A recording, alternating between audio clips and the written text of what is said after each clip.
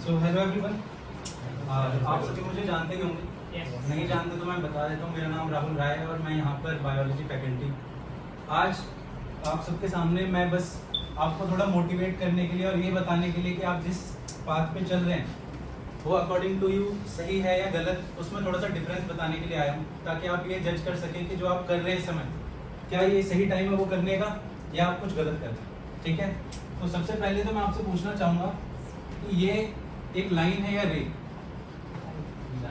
Line है। क्या difference होता है एक लाइन और रे में? मतलब लाइन का एक स्टार्टिंग पॉइंट होता है और एक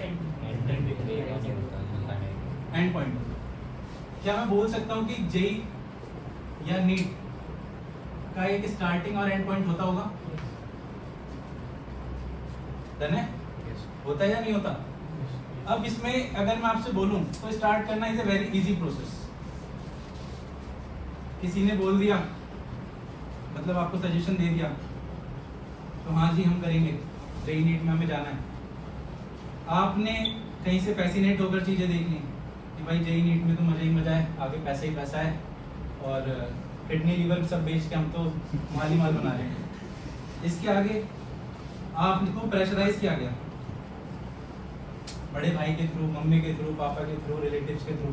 आपने कैसे भी करके 0.1 एफर्ट डालकर चीज़ें स्टार्ट की और स्टार्ट करने में इतना ही टाइम लगता है।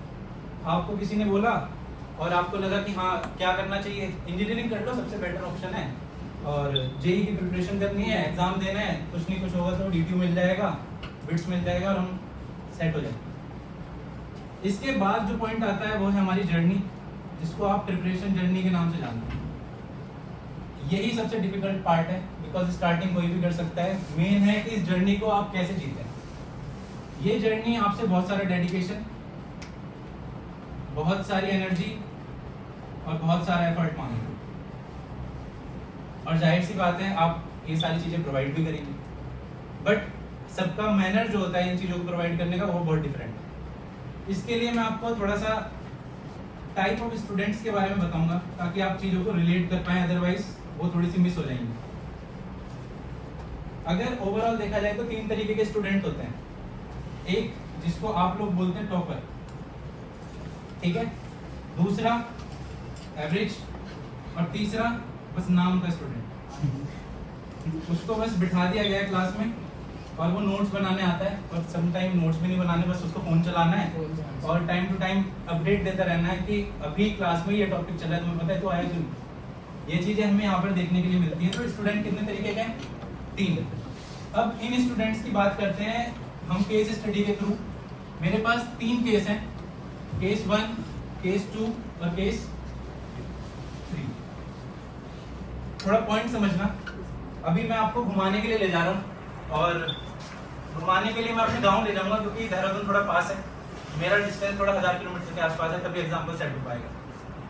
डिस्टेंस यहाँ पर मैंने रखा है 1000 किलोमीटर, ठीक है। आपको 1000 किलोमीटर दूर जाना है और आपको मैं एक बढ़िया कार भी प्रोवाइड कर रहा हूँ ताकि आप घूम सकें, ठीक है। अब यहाँ पर 3 स्टूडेंट्स को आप ध्यान देंगे और देखेंगे कि उनकी एक्टिविटीज इस पूरे ट्रिप पे कैसी होगी। जैसे केस 1 में ये पर्सन 100 किलोमीटर पर आवर की स्पीड से ट्रेवल करेगा, तो कितनी देर में पहुंच जाएगा? 10 घंटे। चलिए, ये 10 घंटे में 10 आवर्स में अपनी डेस्टिनेशन पे पहुंच चुका है और जहां मैं उसे ले गया हूं वहां पर वो मजे से घूमेगा, एंजॉय करेगा, ठीक है।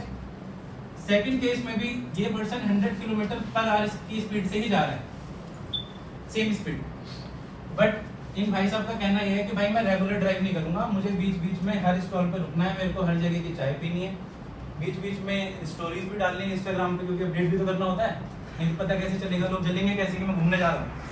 तो वो अपडेट कर रहा है। उसने बीच में डाली इंस्टा स्टोरी, थोड़ी सी स्नैप, थोड़ा सा FB रन किया, फिर रील देखी, उसके बाद चाय भी पीनी है, वही खाना भी खाना है। लेकिन इसने भी ये जर्नी कंप्लीट करी, लेकिन टाइम ले लिया 24 आवर्स। जो काम 10 घंटे में होना था वो कितनी देर में हुआ? 24 घंटे में। बस इसलिए क्योंकि एंजॉयमेंट ऐड कर दिया। क्योंकि एंजॉयमेंट भी तो जरूरी है। थर्ड पर्सन, कार दे दी गई है, भाई साहब के दिमाग में आज नहीं चलते कल चलते हैं, आज थोड़ा रेस्ट कर लेते हैं बिकॉज 10 घंटे की ड्राइव है, मेरे से रेगुलर कार नहीं चले जाएगी, तो आज मैं पहले आराम करूंगा, कल सुबह चलते हैं, 10 घंटे लगातार ड्राइव करूंगा, पहुंच जाएंगे। सुबह भाई साहब की नींद नहीं खुली, फिर उन्होंने सोचा ऐसा करते दोपहर में चलते हैं, 200 की स्पीड से चलेंगे, 5 घंटे में लगा दूंगा गाड़ी, कोई दिक्कत नहीं। सब अपने हाथ में, स्टीयरिंग अपने हाथ में, एक्सीलेटर अपने हाथ में, और गाड़ी अपनी पेट्रोल तो सब सेट है।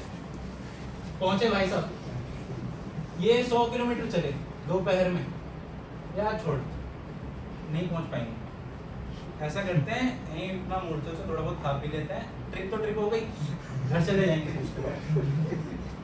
दूसरे ने मोटिवेट किया, अब वो मोटिवेशन देने के लिए मैं आया हूँ, समझ रहा हूँ मैं आ गया हूँ, नहीं यार मूर्तन क्यों रुकना है, अब आगे आगे थोड़ा चंडीगढ़ तरफ चल लेते हैं।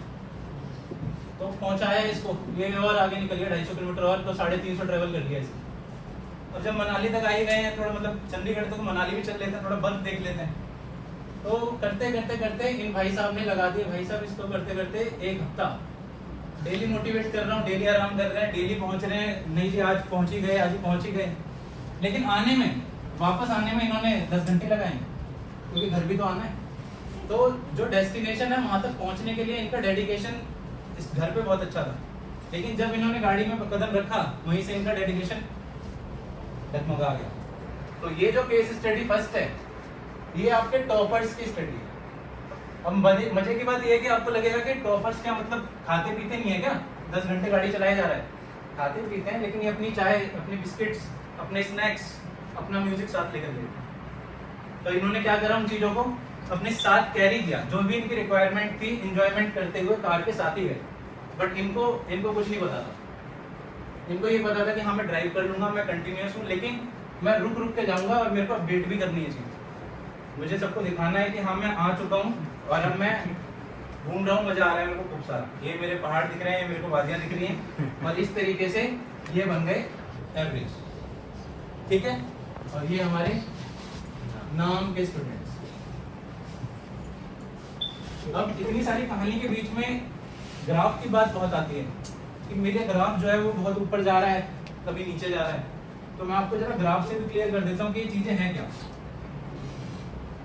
नाम के स्टूडेंट का ग्राफ तो आपको यहीं दिख जाएगा, ये बस स्टार्ट है वो 0.1%।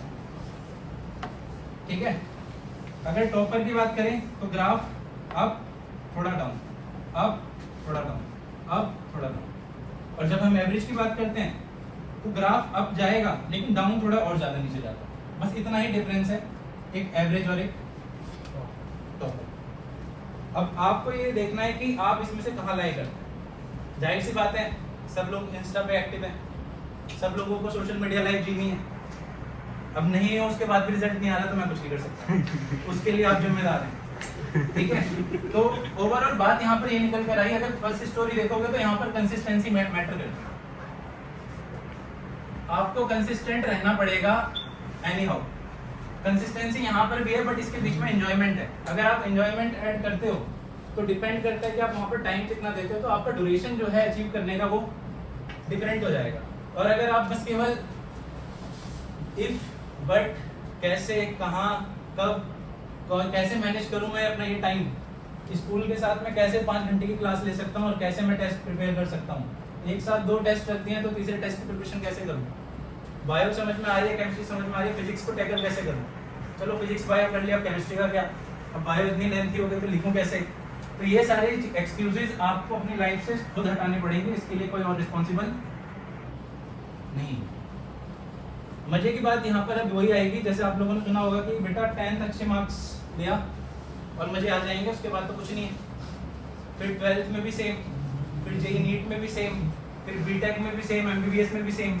तो ओवरऑल बात यहाँ पर आपको ये समझनी है कि अगर आपको रेलेवेंट रहना है तो आपको स्टार्ट करना पड़ेगा each and every phase of the life. बस मुझे आज इतना ही कहना है आपसे, आप अपने अकॉर्डिंगली अपने आप को देख सकते हैं कि आप कहाँ पर हैं और उसी के अकॉर्डिंगली अपनी आगे की जर्नी को तय करिए, बिकॉज हर एंड के बाद एक नया स्टार्ट देखने के लिए मिलेगा और वो स्टार्ट ही डिफाइन करता है कि आप किस तरीके से उन चीज़ों को आगे लेकर जा रहे हैं। जितना ज़्यादा आपका स्टार्ट का रीजन स्ट्रॉन्ग होगा उतना अच्छा आप काम कर सकते हैं। फॉर एग्जाम्पल अगर आपने स्टार्ट प्रेशर में, सजेशन में फैसिनेट होकर किया है, तो मुझे नहीं लगता कि फिर आपके लिए वो जर्नी बहुत आसान हो, वो बहुत ज़्यादा डिफिकल्ट हो। आपको इफ एंड बट और कॉन्सिक्वेंसेज ऑफ द जर्नी पता होने चाहिए, तभी आप उसको विन कर सकते हैं, अदरवाइज आप बीच में ही अटक जाएंगे। Thank you so much.